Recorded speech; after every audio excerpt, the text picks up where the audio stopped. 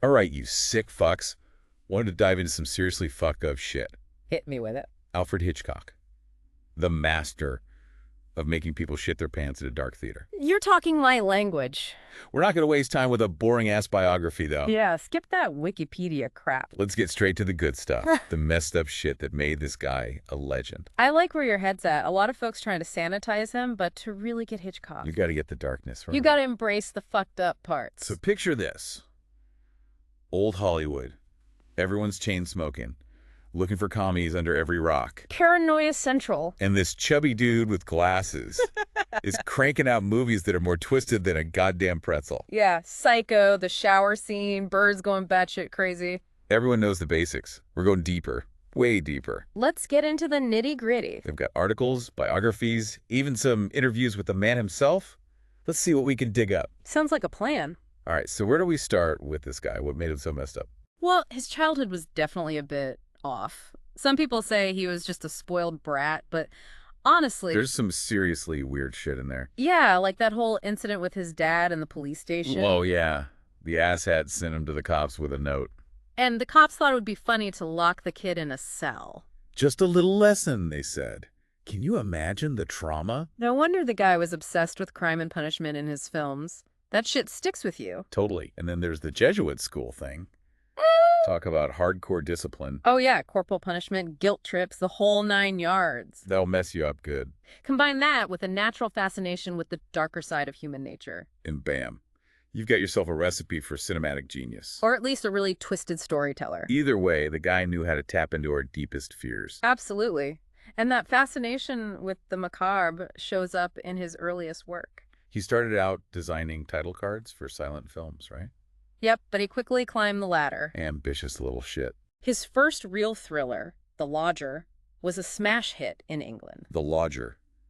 Jack the Ripper terrorizing London. Creepy lodgers. And Hitchcock's first cameo appearance. The sneaky bastard loved to pop up in his own films. But what's really interesting about The Lodger is how visually inventive it was. Even for the time, right? Yeah. He used some techniques that were way ahead of their time. Like that glass floor thing. Exactly. Shooting from below to show the lodger pacing back and forth. Created this incredible sense of tension and voyeurism. It wasn't just a gimmick. It was about controlling the audience's perspective. Pulling them into the story. Making them complicit. Damn, that's good. Hitchcock at his best. Manipulating your emotions before you even realize it. And speaking of brilliant minds, we can't forget Alma Revel. Hitchcock's wife and collaborator. The woman behind the curtain, or in this case, alongside the crazy genius. Alma was a force to be reckoned with. She was a screenwriter, editor, all-around badass. Some say she was the real brains behind the operation. Even Hitchcock himself admitted she was crucial to his success. They were constantly bouncing ideas off each other. Refining his vision. Shaping those iconic films. A true partnership. 2 twisted minds are better than 1. Especially when you're trying to scare the shit out of an entire audience. So we've got our boy Hitchcock, messed up childhood and all. Making waves in England. Pushing the boundaries of filmmaking. But then Hollywood comes calling. Big studios, big money, big egos. What could possibly go wrong? Oh, just wait. It's about to get interesting. Let's talk about Hitchcock and his leading ladies. Specifically, those icy blondes he was so fond of. Oh yeah, the guy had a serious thing for them. And not always in a healthy way. Some would say he was a straight-up creep. Well, he definitely knew how to get a performance out of them. Push their buttons. Created tension on set? Yeah, some would say he was a master manipulator. A total control freak. Remember that quote? Actors should be treated like cattle. What a dick! I think he was serious or just trying to be provocative. Hard to say. Maybe a bit of both. Either way, his treatment of some actresses was pretty fucked up. Tippi Hedren. Case in point. He plucked her out of nowhere, made her a star in The Birds. And then basically tortured her. Became obsessed with her. Isolated her from the crew, had her followed. Even made unwanted advances. His stories are legendary. And not in a good way. And don't forget about that bird attack scene. Jesus, those birds were real. And Hedren has said they were tied to her with fishing line, so they couldn't get away. That's insane. The miracle she didn't lose an eye. The things people do for their art, I guess. Speaking of disturbing, let's talk about Marnie. That rave scene. Was that really necessary? Brutal. Definitely one of the most controversial parts of his work. Makes you wonder what the hell was going through his head. Well, some people say it reflects his messed up views on women. that he was fascinated by their vulnerability. Even their suffering. It's hard to reconcile that with his genius as a filmmaker. I know what you mean. You watch his films and you're blown away by the suspense, the storytelling. The way he plays with your mind. But then you remember the stories about his personal life and... It leaves a bad taste in your mouth. Can you separate the art from the artist? That's the question, isn't it? It's a tough one.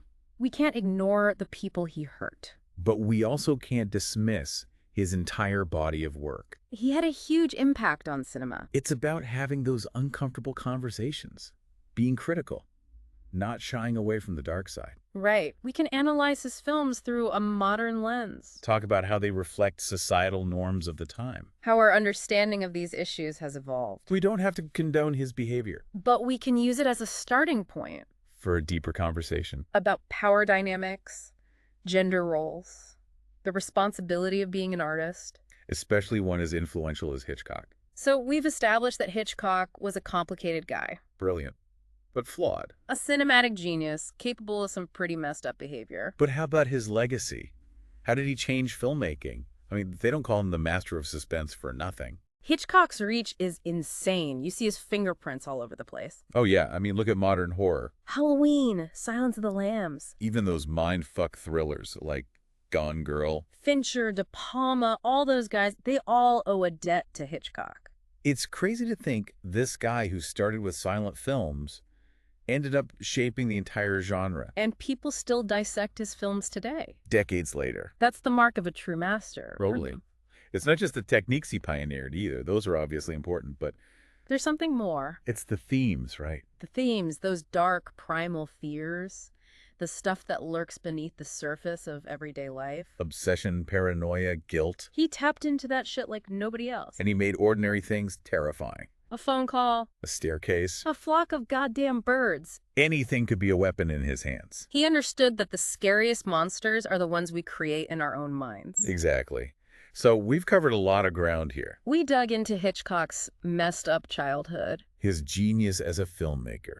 His less than stellar personal life. We talked about his groundbreaking techniques, those fucked up relationships, and his lasting impact. Hitchcock was a walking contradiction. A brilliant artist with a seriously dark side. A master manipulator who could terrify and captivate at the same time. His legacy is complex, no doubt. Challenging. But undeniable. He changed how we think about suspense. About storytelling. About cinema's power to tap into our deepest fears and desires. So was he a twisted genius or just twisted? I guess that's up to each of us to decide. One thing's for sure, though. His films will keep fucking with our minds for years to come. That's the mark of a true artist. To create something that sticks with you, long after the credits roll. Something that makes you question, think, maybe even lose a little sleep.